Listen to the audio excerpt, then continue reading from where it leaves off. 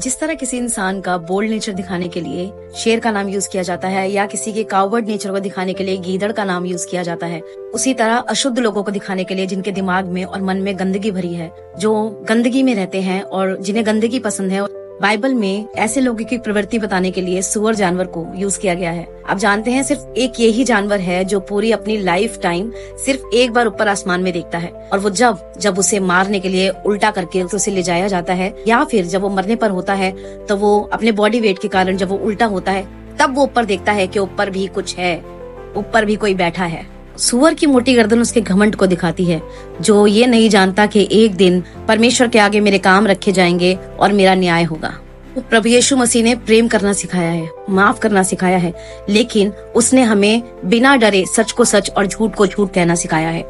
तो मैं भी उस यीशु की ही बेटी हूँ जिसने कहा था कि उनसे मत डरना जो तुम्हारे शरीर को नाश कर सकते हैं, शरीर को घात कर सकते हैं, लेकिन उसी से डरना जो तुम्हारी आत्मा और तुम्हारे शरीर को दोनों को नरक में नाश कर सकता है, और वो परमेश्वर है। यीशु मसीह से प्यार करने वाले लोगों, प्रभु तुम्हें शांति दे। मैं जानती हूँ इस क्रिसमस प्रभु यीशु मसीह को, हमारे उद्धारकर्ता को, जिस पर हम विश्वास करते हैं, इंडिया में उसे ठट्टों में उड़ाया गया है, और हमें इस बात की भी समझ होनी चाहिए कि we are living in end days and it's not going back to be normal.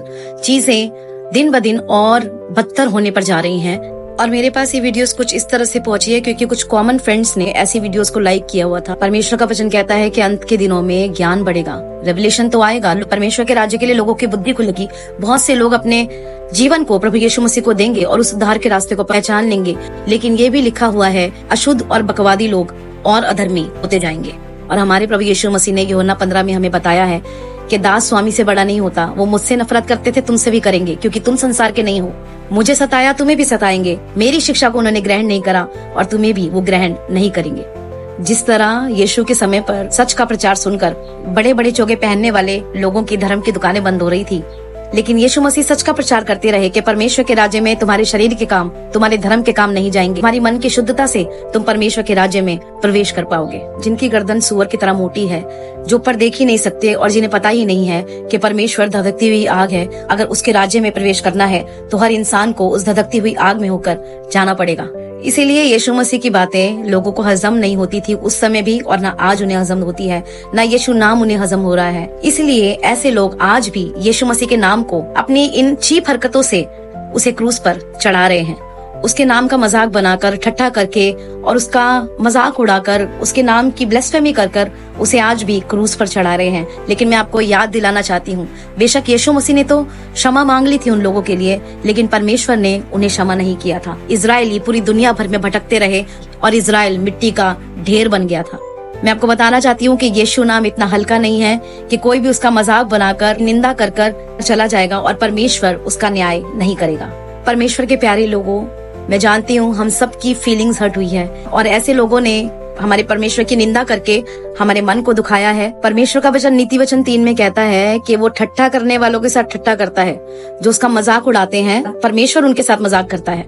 ऐसे लोगों का नाम फेमस तो होता है, लेकिन बुरे कामों के लिए, बदनामी के लिए उन लोगों का नाम फेमस होता है। जैसे जैसे आप समय को देख रहे हो, इन बातों को इग्नोर करके अपनी आत्मिक उन्नति की ओर ध्यान करो। वचन कहता है कि ऐसे लोगों पर विपत्ति अचानक आ पड़ेगी। ये लोग जान नहीं पाएंगे कि क्या हो रहा है, लेकिन हमें प्रभु यीशु मसीह ने पहले से ही सब कुछ बता रखा है। रोमियो में लिखा हुआ है कि परमेश्वर ने ऐसे लोगों को छोड़ रखा है, इनके हाल पर इन्हें छोड़ रखा है। और हम रेवलेशन में भी पढ़ते हैं कि जब न्याय होगा तो आग के झील में जिनके अंदर बुरी बातें पाई गई, उन्हें आग के झील में हमेशा हमेशा के लिए डाल दिया गया था। और मैं एक बात और कहना चाहती हूँ कि ऐसे लोगों को नाचना गाना बहुत पसंद है। अपने सेलिब्रेशंस में और दूसरों के सेलिब्रेशन में, उनके आराधनालयों के सामने भी ये नाचना गाना बहुत पसंद करते हैं। जैसे कि हम जानते हैं कि स्वर्ग में जब शैतान रहा करता था, he was a great musician, और उसे नाचना गाना बहुत पसंद था। जब वो चलता था तो उसके चलने पर म्यूजिक की आवाज आती थी। हमेशा हमेशा के लिए उसके घमंड के कारण परमेश्वर ने उसे जलाकर नरक की आग में भेज दिया, जहाँ से वो आज भी अपने लिए नाचने गाने वालों को इकट्ठा कर रहा है। और इन अंत के दिनों में म्यूजिक इंडस्ट्री का हाल हम सारे मसीही बहुत अच्छे से जानते हैं। तो परमेश्वर के लोगों, जिन लोगों ने इस वीडियो को बनाया, आप समझिए उनके विवेक मर चुके हैं। जिन लोगों ने इस वीडियो को देखा और लाइक किया और सपोर्ट किया, आप जान सकते हैं कि उनके भी विवेक मर चुके हैं। और जिन लोगों को ये वीडियोस देखकर बुरा लगा, किसी के विश्वास के बारे में आप क्यों उनका मजाक बना रहे हैं, उनके विवेक अभी सुरक्षित है। प्रभु उन्हें आशीष दे। बुराई करने वाले बुराई के फलों को, अच्छाई करने वाले अच्छाई के फलों को आने वाले दिनों में अपने जीवन में जरूर जरूर जरूर देखने पाएंगे, क्योंकि परमेश्वर का वचन कहता है कि जिसने तुम्हें छुआ है उसने मेरी आंख की पुतली को छुआ है। तो परमेश्वर के लोगों इन बातों को इग्नोर करके अपने आप को स्पिरिचुअली स्ट्रॉन्ग करें, ताकि हम परमेश्वर के राज्य में प्रवेश करें। जो यहाँ का है वो यहीं छूट जाएगा। प्रभु आपको आशीष दे। आप सबको जय मसीह की।